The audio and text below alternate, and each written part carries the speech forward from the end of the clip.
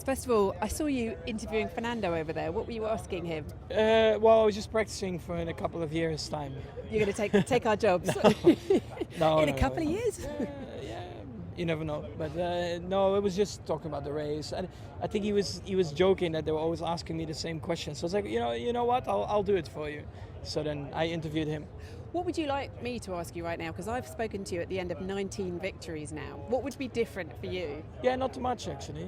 And I can What go are you doing and I tonight? can eat and drink and no, it's honestly it's fine. I mean, I think today was another great race. Beginning was probably a little bit harder because I didn't know what to expect because I didn't do a long run, so I had to ease myself into it a bit. But then luckily towards the end I could push a bit more and extend the gap a bit. And then on the hard tires everything felt quite good, to be honest. So yeah, again I could just extend that gap whatever I needed. But it was pretty straightforward at that point. I mean, there was a massive gap at the end again. What have you made of this car in terms of no one's been able to catch you? You're still making it look easy at the end of this season. So the fear is from the rest of the grid that you are going to start next year flying as well. Well, I think Where do you feel you are? some races are better than others. I mean, if you look at Vegas, it was a lot closer. So, yeah, sometimes the track just suits your car a little bit better. And I think over the season you saw that already, that in some places they were closer.